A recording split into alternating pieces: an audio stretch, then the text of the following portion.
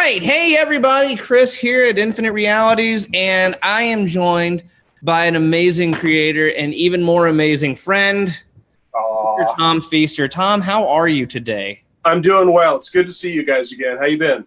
We've been doing okay. I can't take my eyes off your toy shelves behind you there. That's amazing. You know, a lot of them are actually relatively recent. I went a little crazy with toy collecting over the last year. Well, you've gotten some cool stuff. You've gotten, I follow, you've picked up the Indiana Jones Migos. You've gotten some Star Wars stuff this year. Yeah, I picked up some G.I. Joes actually at your store. You guys had that like a market. That's one of the things I love about your store is you're always doing cool stuff. And so I got Grunt and Flash and Rock and Roll at your, I believe it was Rock and Roll at your store for like, nothing compared to like what you would normally have to pay for those figures. And they're all in great shape. Awesome. So let me ask you this. You're a lifelong geek.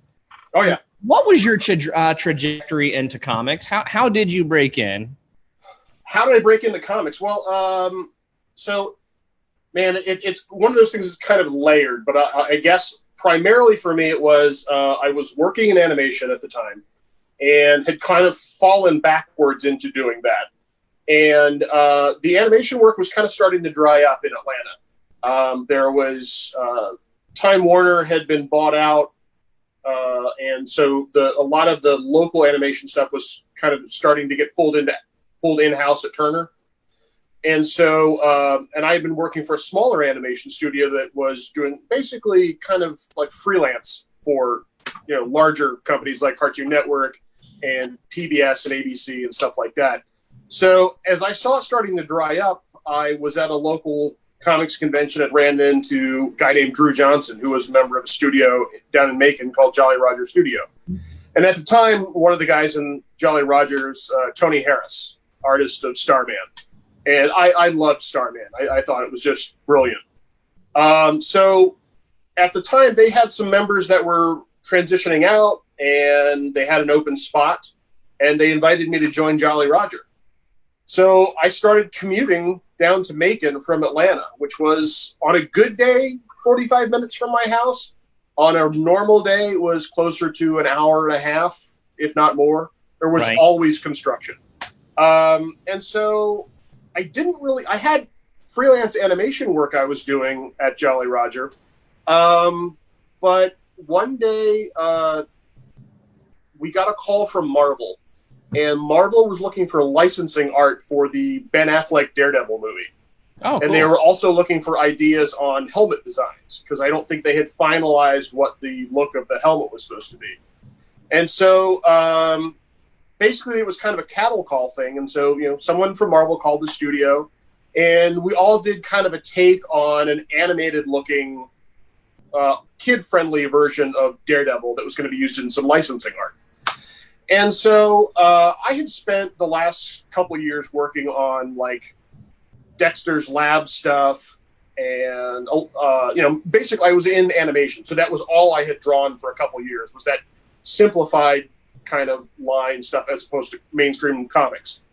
So we all submitted stuff, but Tony Harris's desk was right next to mine, and so I was looking at some of the Daredevil stuff he was drawing, which they were cool poses, but they looked like traditional comic book stuff. They weren't super kid-friendly.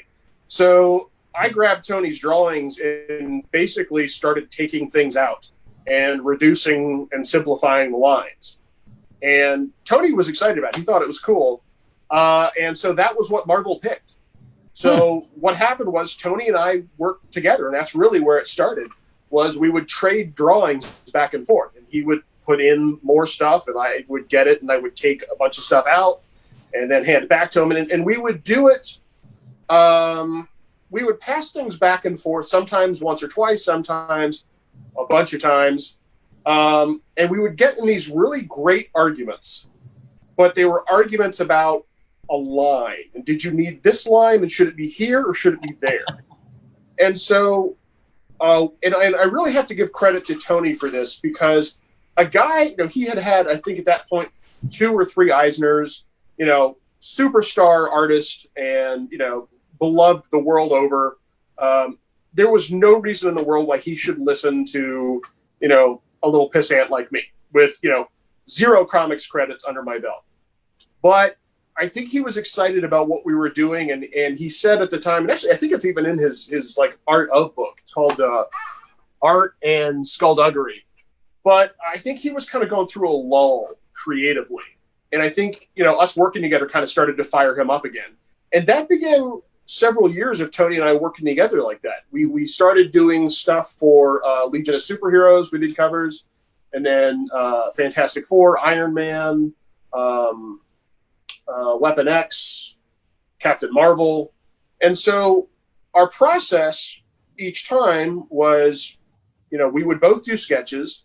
And sometimes we would pick his, sometimes we would pick mine. Sometimes he would see something in mine, or I would see something in his, and I would say, wait a second, let's take this and do this and put it. And so it started to become kind of a third thing. It didn't look like my stuff. It didn't look like his stuff. But again, each step of the process, we were working together and battling it out over lines, battling it out over colors. At this point, we had started working out of his house, and his wife sometimes would come in and break it up. Because I don't know if you ever met Tony, but Tony's kind of a passionate guy. Yes. And so eventually that led to working on Ex Machina. My wife had just gotten pregnant, and I had no interest in being an anchor. None. And Tony kind of sat me down and said, listen, at that point he had 2 kids. And he said, you don't know what's coming. You are going to need money, and you're going to do this, and I will talk you through. And so I started inking Ex Machina. But at that point, I had started working here in Atlanta, and I started a studio with Dexter Vines, Tariq Hassan, and Brian Reber. And we were working out of a studio apartment at the Ford factory lofts. So it's like 2 guys in one room and 2 guys in another room. It wasn't a proper office. It was an actual apartment where people would live. And so Dexter is really the guy that trained me to be an inker. And so that's where I started with comics. That's a heck of a teacher to have.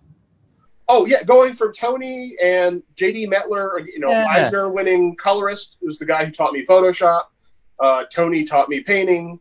It really... So I went to college for art, but I learned more in that, let's say, 2-year period, where it was like one of those like hyperbaric chambers of learning. You kind of came out, strong. And God, what I wouldn't give to go back and do that all again. But Dexter's really the guy who, I shared an office with him, and I would watch him work, and I had inked animation, which is a different beast, because for inking animation, the lines have to be precise, but because they're moving, they're a little bit more forgiving. Whereas Dexter, it was like he was inking with a razor blade. I mean, just precision is the key word with Dexter. And so just when I would start feeling good about my work, I would walk over to Dexter's desk. And so you have to keep in mind, like during these years when the studio we started was called Studio Revolver. And so Dexter and I started it and brought these other guys in. So during these years, our studio was producing work like Civil War. Yep. Guardians of the Galaxy. Dexter was doing Old Man Logan. I mean, it was some of the finest work in comics ever, I believe. I mean, so getting to watch Dexter craft what Old Man Logan became, because I saw those pages as they were coming in, and the pencils were beautiful, but what I don't think most fans understand is, or fully appreciate, is what Dexter brought to those pages. I mean, he is just a phenomenal artist in his own right. So that's what I was looking at as I was inking Ex Machina. So Ex Machina, I remember at the time, there was so much press around that book. For good reason. It had this winning lineup, and it seemed that everybody on there like had was a name, and it is shocking to me that you're learning how to be an inker at that time, because that book is so polished. I was incredibly privileged to be at the right time in the right place. It's I will forever be in Tony Harris's debt. We might go long periods of time without talking, but I love the guy because he gave me my start and opened the door, and I can't say enough about him reaching out and doing that for me. So who were your growing up? Who were your artistic heroes then? Look to. Well, John Byrne was the first artist's name I ever bothered to remember, and I bought everything I saw that John Byrne did. Fantastic Four is one of my all-time favorite series when he was writing and drawing that book. And so Byrne was a big one for me. In hindsight, as I grew to learn more about the industry, Jose Luis Garcia Lopez, Dick Giordano. I mean, it was one of those things where until I got really interested in drawing, I wasn't paying attention to the names quite as much as I probably should be. But you're a kid and you're following the superheroes and you're following the stories. Like, I can tell you that Justice League, when Kevin Maguire was on it, that was one of those books that really changed everything for me. That's one of those books that made me want to be an artist, because prior to that, my biggest dream related to comics was I wanted to own a comic book store or work in a comic book store. Like the idea of actually drawing them, I like to draw, and it was something that I discovered I had an ability for. But Justice League was the book that made me kind of go, oh, I want to do that. I didn't know that you could do stories that were funny and felt human. And, like Fantastic Four did that, but it didn't seem Justice League felt real. Yeah. And I don't know how to describe it other than it felt like the people were talking like people I knew, whereas Reed and Johnny and Sue, they were a family, but they were going to outer space like every other day. Whereas Justice League, it was, like a fraternity house of superheroes. And they were relating to each other the way people I knew related to each other. And there was something so humanizing about the facial expressions and the dialogue that it really brought a lot of things together for me and was deeply impactful. It was also around the same time I was watching David Letterman, staying up late every night. So, the merging of, comedy and comics became kind of this perfect storm for me. And then once I saw Adam Hughes on Justice League, all bets were off. All I ever wanted to do was right. And by the way, folks watching, that run of Justice League to me is peak Justice League. I'm in love with it. And to your point, like they have a whole issue about them moving into their headquarters. Yeah.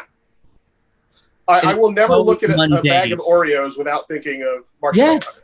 Yeah, that's John Jones now, right? Yeah. Like his obsession with them. Yeah. So, well, there was an issue when one of the characters dies, and you had so much comedy going on for so long that when something bad actually happened, as a young reader, it hit me like a hammer. Yep. And so, and again, I think that was a lesson about storytelling I learned where, if you have all these wacky, jokey things going on, when you have a moment of reality that you need to hit hard, it can really almost make the impact that much greater. Keith Giffen was the first person that I heard use the phrase dramatic whiplash. Yeah, that makes sense. Because it hit me. Oh, 100%. In their follow-up work. But back to you. Sure. So after Ex Machina, one of the places that I further became aware of the awesomeness of Tom Feister was the work you started doing with IDW and G.I. Joe. Well, I started working with Andy Schmidt when Tony and I were doing covers at Marvel. And so I had been doing card art for Marvel and DC for a line of it was a card game called Versus. Oh, yeah. And so I've been doing a bunch of that stuff and kind of building up a portfolio of my own work, doing pencils, inks, and colors. And so I saw an article that Andy Schmidt, who had left Marvel and had stepped back from comics, was going to be the new lead guy at IDW on G.I. Joe. So the minute I saw that, I sent Andy an email, and it said, I think it was Andy, Andy, G.I. Joe, call me, Tom. And like half an hour later, I get an email back from Andy, and we started talking about it. And that's really where it started. G.I. Joe was a huge part of my childhood. And so I'll tell one quick story to bring it around. So Christmas of 1982, I came downstairs. I don't remember being aware of G.I. Joe before that, but my mom had bought all but one of the figures and all the vehicles. So I had an instant G.I. Joe collection. Wow. I found out years later that was actually a plan that Hasbro had designed it so that parents could buy the entire line for $100. Oh, wow. I didn't know that. Yeah, I didn't either. The brand manager, Kurt Rosian, I can never pronounce his name correctly. But he was telling us that, it was designed to be that way. So we were indoctrinated into G.I. Joe if you were born in that age range. But isn't that really G.I. Joe is indoctrination? Yes. So once G.I. Joe came out, prior to that, my life had been Star Wars. And once G.I. Joe came out, I bought a handful of Star Wars things, but really G.I. Joe just kind of consumed everything. And when I discovered there was a G.I. Joe comic book, because I saw the cartoons, the commercials advertising there was a G.I. Joe comic book, all bets were off. And so when I was 11, my mom wrote to Marvel Comics and wrote her back, and they agreed to give me a tour of Marvel Comics. So we took a bus up to New York City. They did tours on Mondays.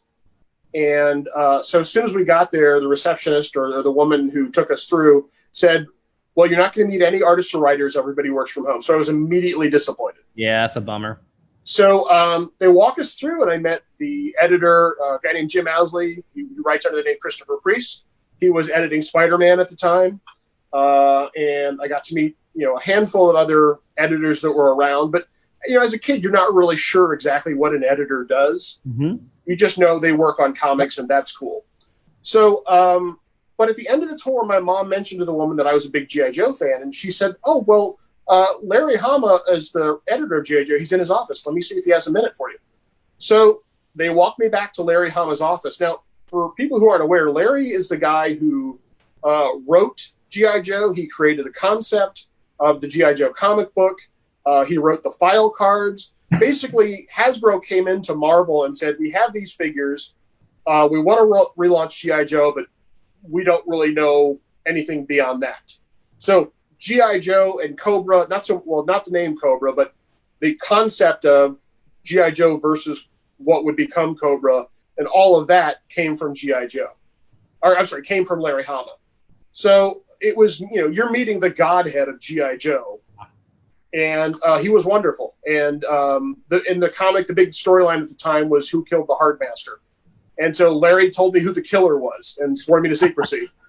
I never told anyone. And then he just started handing me comic books. Like, his office was smaller than the room I'm in right now. And like any place that you could stash comics or papers was just packed. So he starts handing me, like, here's a copy of G.I. Joe #1, signs it to me.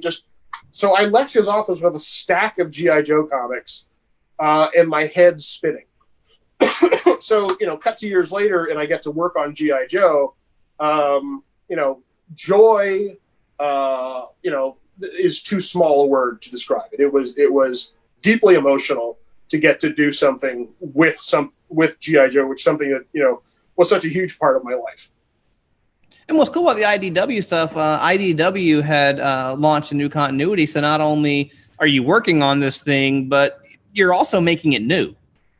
Well, that's what was cool about it was I was making it new, but because it was Origins, it was going back to the very start. Mm-hmm. So I tried to as much as possible on those covers. And the other thing that was cool about it was Larry was the actual guy who was writing it. So that was even better. So the first G.I. Joe cover I did was for a book that Larry was writing. Dream come true. Yeah, tell me about it. So when I was drawing those characters, I was trying to draw them as they first appeared on the toys, because that was, to me, that was the origin of G.I. Joe, for me at least, were those toys, those action figures. So I tried to hold off on drawing the Night Visor Snake Eyes. I wanted to draw the Commando Snake Eyes, because that was Snake Eyes to me. Yeah. That was the guy that I got Christmas morning. Who is your favorite G.I. Joe? Or G.I. Joe character, G.I. Joe or Cobra? It changes from time to time. Stalker is up there. Obviously Snake Eyes, Storm Shadow, Roadblock, Duke. I mean, it depends. Snow Job. I always thought Snow Job was fun. The other thing that's weird is like it changes depending on the format. So in the show and the cartoon, it's Duke. In the comics, it's Snake Eyes and Stalker.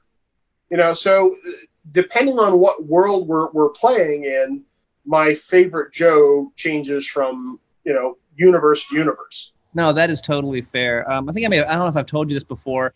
When I was in fourth grade, my fourth grade teacher called my mom, because I went to Catholic school, because we had to write what we wanted to be when we grew up, and I wrote Cobra Commander.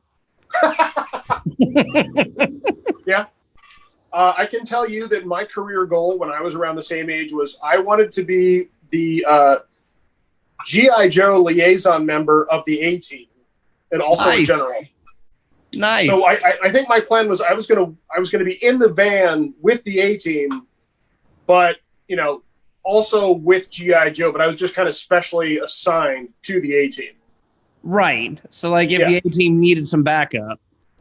Well, yeah. I mean, the A-Team would always need some kind of a specialist, I'm sure. Yeah. Now, I don't know where I would have fit in. I wasn't Face Man. I don't know machinery, and I can't fly things. So, and I'm not great with tech. But if they need like a sandwich made, or if they need some obscure trivia about something, maybe I can help them out. That's fantastic. Well, what's cool right now is you're doing a really cool thing right now. When COVID-19 hit, you and a few other folks who have worked on G.I. Joe have started a YouTube show. It is wonderful. Can you talk a little bit about G.I. Joe Debriefed?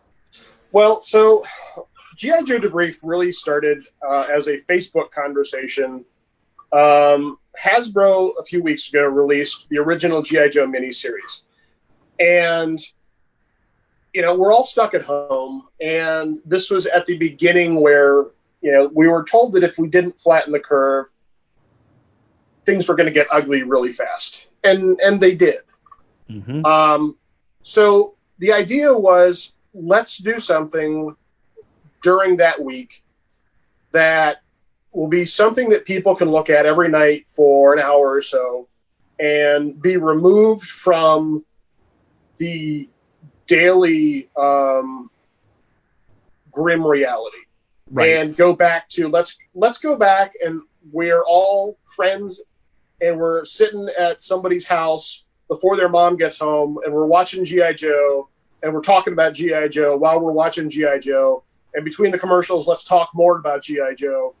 And it was an act of love, an act of desperation, and it was something we wanted to do for us, for just as much as we wanted to do it for anyone that might be watching.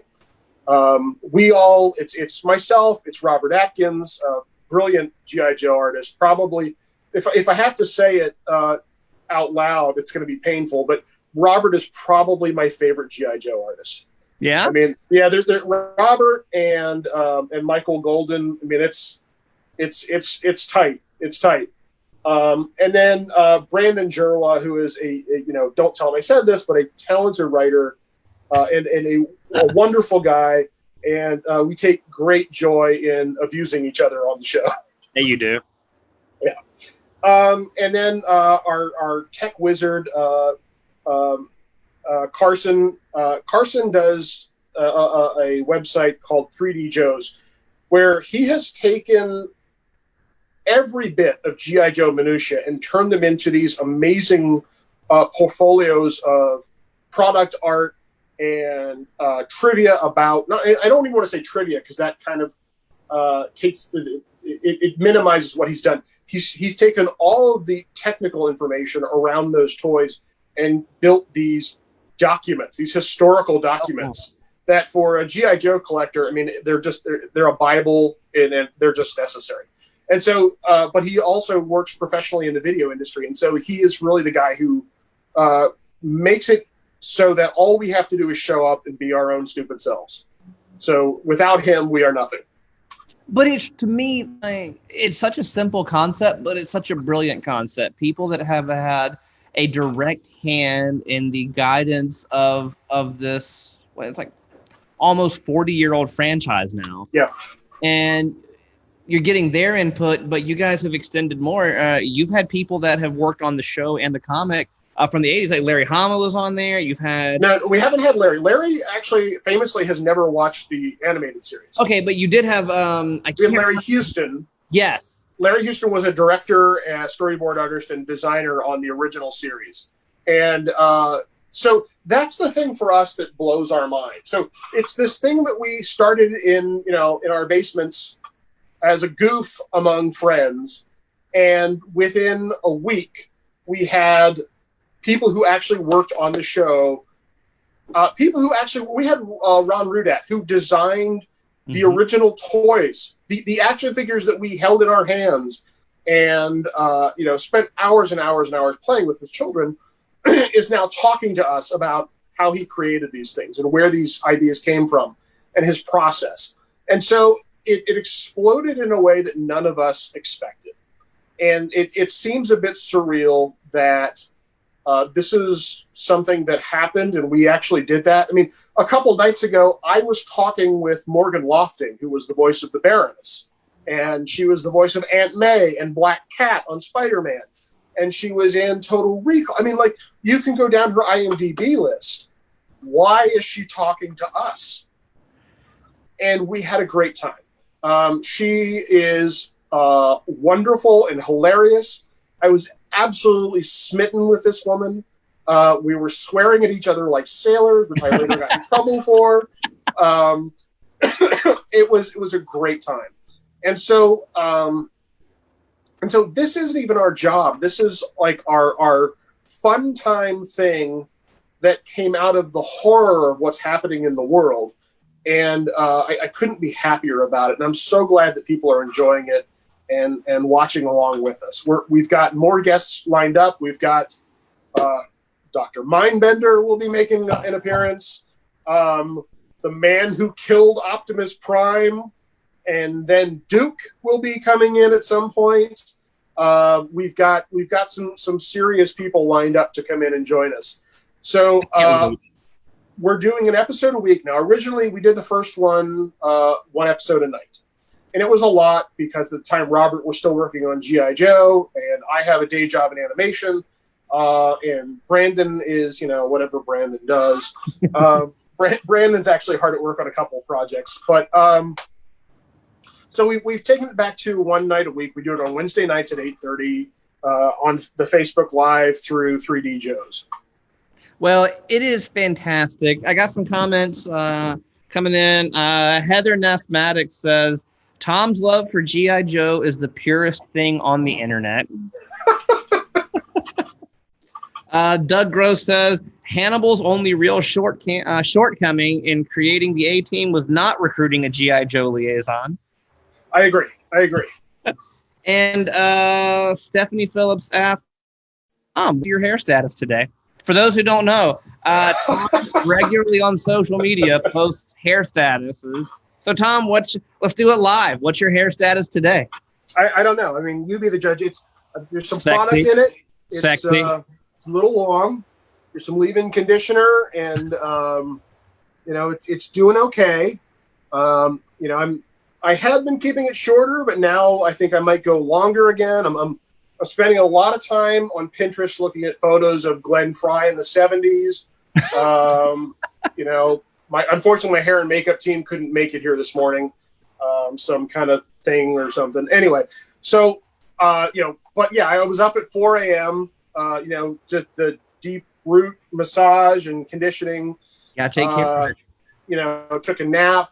You know, it's exhausting. I did some tea tree oil treatments, hot rollers. I mean, it's just, it takes time.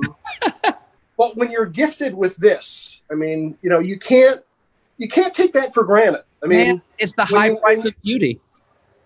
It's like Clapton not playing his guitar. You know what I'm saying?